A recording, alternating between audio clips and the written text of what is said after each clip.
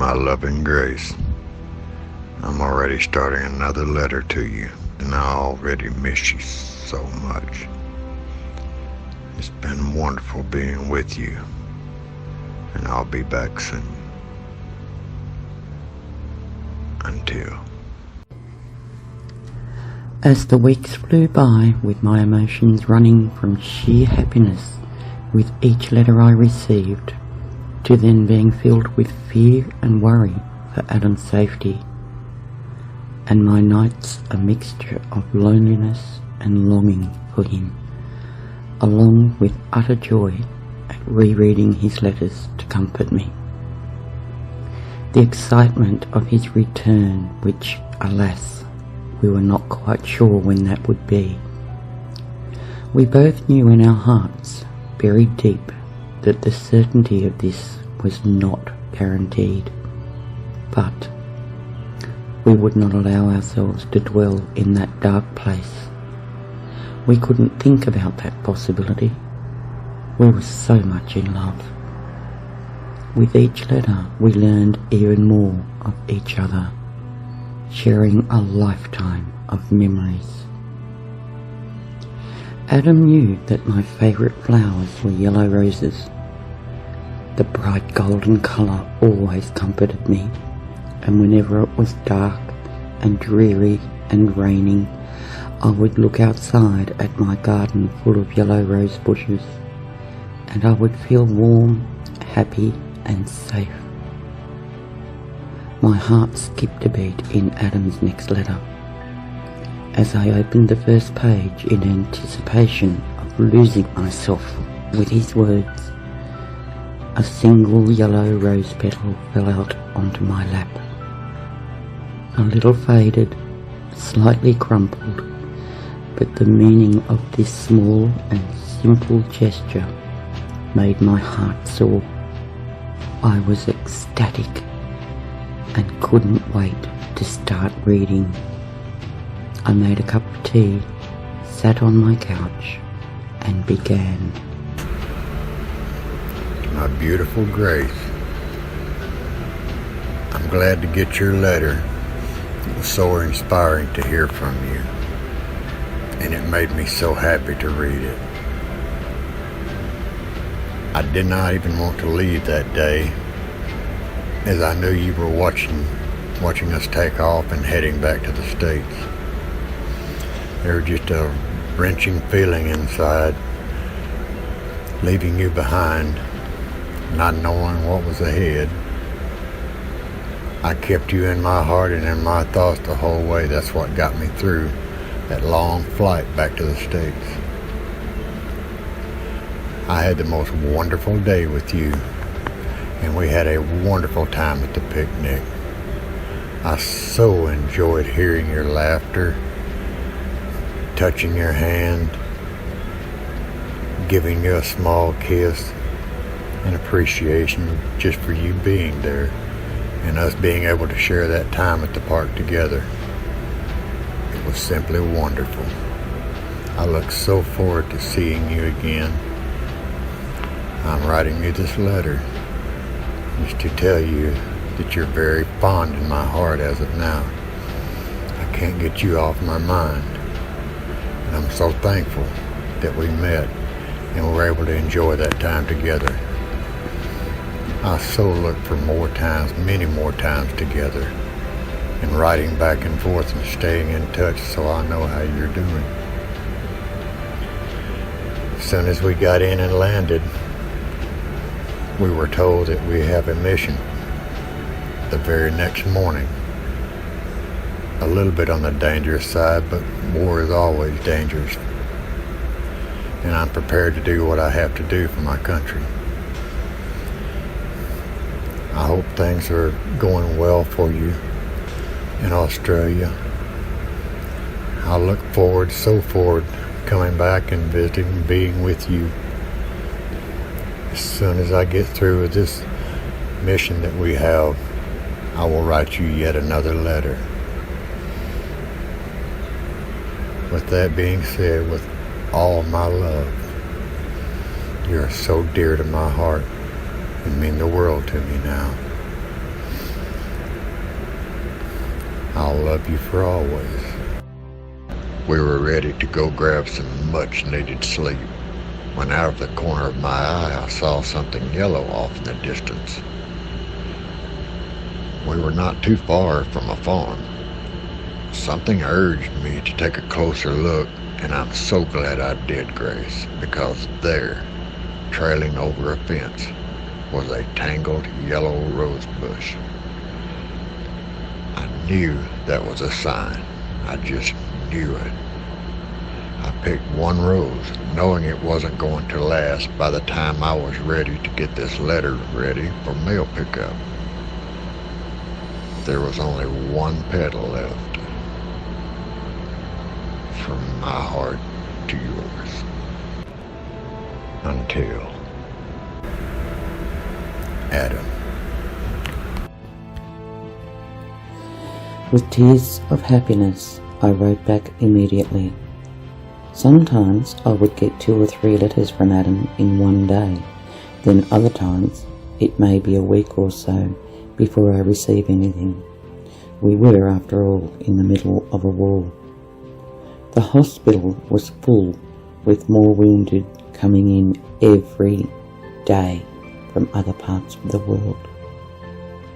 We were all tired and worn out, but with the continual news updates, we were all hopeful and praying that this war would end soon and that our lives can return to some semblance of normality. So many had already lost their loved ones. So many others were anxiously awaiting the return of their heroes, as I was waiting for mine. I clutched onto my letter, which read, My loving Grace, I'm writing you this letter to let you know that our mission has been scrubbed, as they call it, and we're taking a different route back to the States. I'm in a C-47 Sky Crane to transport other pilots and stuff on board with us, so.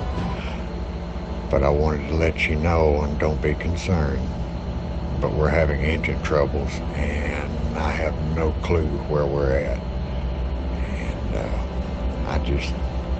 I didn't know what else to tell you, but just tell you the truth, and don't worry that I will be getting a hold of you as soon as we're on land.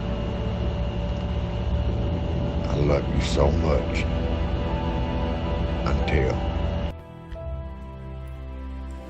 I was a little worried about the mechanical problems, but he reassured me that it had been caught in time and that the problem had been fixed, as they were due to take off soon.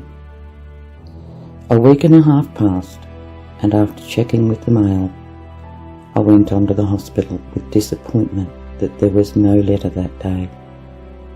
I wasn't really concerned, as I knew the mail was hard at times to get through. When I arrived at the hospital, I saw a group of nurses gathered around the corridor, and as I approached, they all looked up at me with some concern on their faces.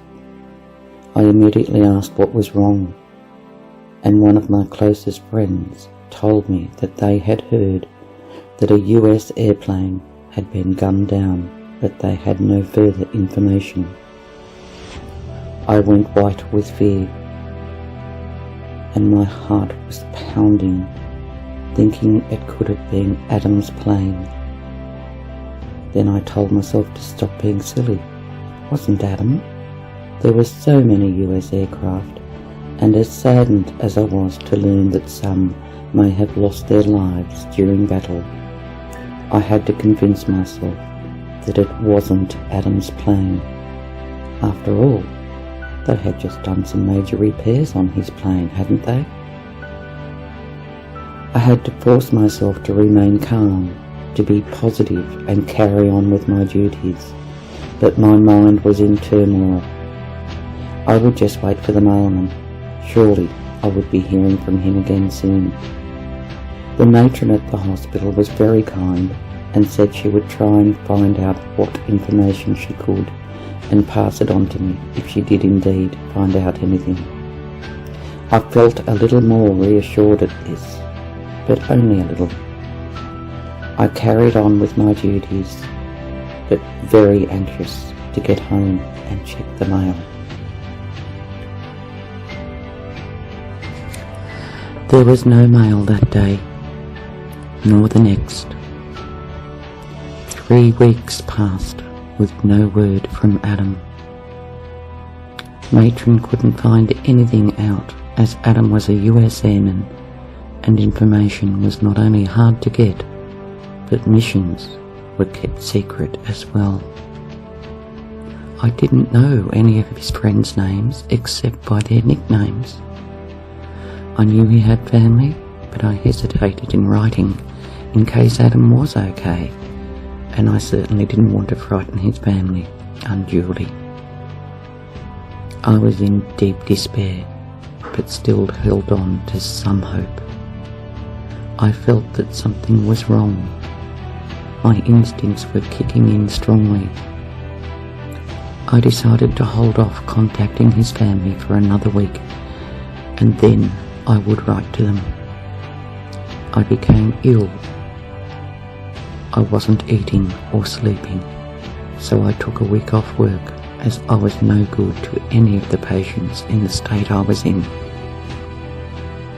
My only solace was to keep rereading Adam's letters over and over, hoping, praying, and repeating his name in the hopes that somehow I would get a spiritual connection or a feeling that he was still alive. Then, the next day, I heard the mailman approach outside. I jumped off the couch and raced outside, nearly ripping the mailbox off its post as I saw a glint of white inside it. I cried out with delight and relief. It was a letter from Adam. My heart racing, I ran back inside, and this time I didn't hesitate in ripping open the letter, not caring if the envelope tore. I just had to read this long-awaited letter from Adam. Hello, Grace. I know it's been a while since I last wrote to you, but please don't worry when I tell you that the reason why is because our plane went down from enemy fire. I can't say too much at the moment, but I'm in a hospital and suffered some pretty severe injuries. I'm not long come out of a coma, and I'm still very weak, but my first thought was to write to you knowing you would be worried sick. The doctor says I will make a full recovery in time, but unfortunately, we had heavy casualties and I sadly lost a few great buddies. I count my blessings that I'm alive. I'm not at liberty for security reasons to say where I am, but please know you can still send your letters to me at the usual posting address and they will get to me. I have to go now, Grace, as I'm still very weak, but please write back to me as soon as you can. Respectfully, Adam. My very first thoughts after reading his letter was, of course, extreme relief and great happiness that he was alive. Sadness and anxiety that he had gone through this awful ordeal. I wanted to jump on a plane and rush to his side immediately, but of course I couldn't. I took the letter and showed my friends, and after Matron had read it, she said she would try to put in another call to see if she could get any information. She was on the phone for such a long time. I had my fingers crossed, but when she came back, she was very apologetic because she couldn't find out anything due to the security levels and not knowing any more information on his plane, his squadron, or where he was. My nerves were shattered, but I kept telling myself, at least he is alive. He is alive. I just had to wait. I sat down and wrote a long letter to him and raced out to post it immediately. I then kept rereading his letter, and I felt very unsettled. Something wasn't right. Oh, I knew he was badly injured, and that of course he wouldn't be himself going through such trauma. I've nursed enough patience to know that he would be suffering greatly and still be in shock. But something else kept niggling at me. I don't know what. I was so tired, so exhausted, that I had to put his letter down and I went to bed. I tossed and turned, not being able to settle. Even knowing he was in a safe place, in a hospital, my instincts were screaming that all was not right. I eventually drifted off into a very restless sleep. Over the next 3 weeks, I received 3 more letters from Adam. I was very thankful that his injuries were healing each day and no permanent damage was sustained. I still didn't know where he was. Adam was unable to tell me, and I accepted this as I knew there were a lot of secret missions and field hospitals that were not to be leaked to the enemy. Still, something was still not right. I started noticing differences in his letter writing. I knew his handwriting was a little different because I knew he had suffered injuries to both hands, so I expected that. Also, Adam had been ending his letters with the words "respectfully" instead of our usual "until." I at first put this down to his injuries and that he was still not 100%. But then other discrepancies were glaring out at me. Adam always told me his aircraft was a C-47 transporter. He loved his planes and often spoke about them in detail. But in his last letter, he said his plane was a DC-6 transporter. What shocked me even more after he was talking about a completely different aircraft, and I was still making excuses and still thinking it was because of his injuries and I was just being overly cautious, and I came up with every excuse under the sun. But then, further reading his letter, there was another page, folded separately, and when I opened it, out fell a handful of rose petals, but they were pink. He had never sent me pink rose petals or pink roses. It was always yellow, because he knew they were my absolute favourite. I went into a little bit of shock at that moment, closed up the piece of paper, sat back and just stared off into the distance. I had to sit back and do some very deep thinking, and the first thing that came to mind was I overreacting? Was I being suspicious for no reason at all? After all, Adam had been through a traumatizing accident that he was so lucky to escape from. He was probably very depressed and sad about the death of his good buddies in that plane crash. I don't know what was going on in his mind, but I understood that he wouldn't have been in a very good place. I decided to do a little bit of detective work, although still wanting to believe that this was my Adam, and that he'd just gone through some massive changes due to what had happened to him. So I wrote off my next letter, asking how he was, saying all the things that we normally say to each other. I touched on questions as what was my favourite colour, what was my favourite song, what was my favourite place to relax in. Then I asked him, what is my favourite flower, Adam? All the little things that couples talk to each other about and that they would know the answer to. And then I finished my letter and posted it off, eagerly awaiting for his next response. My dearest Grace, my eyes lit up when your letter was handed to me. Of course I know all your favorite things. Let's see. Your favorite color is turquoise.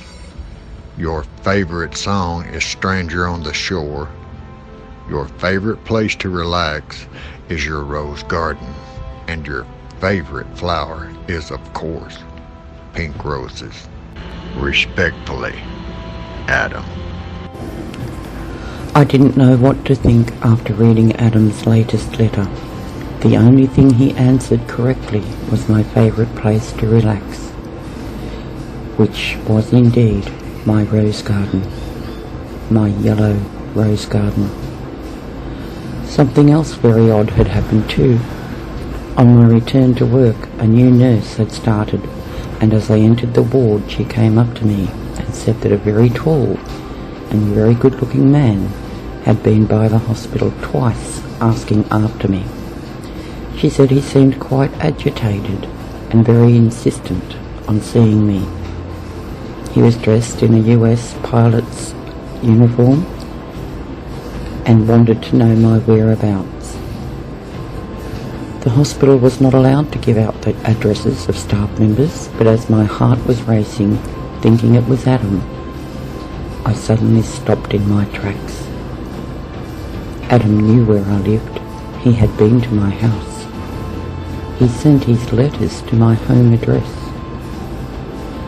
Now I was not only concerned, I was beginning to feel afraid.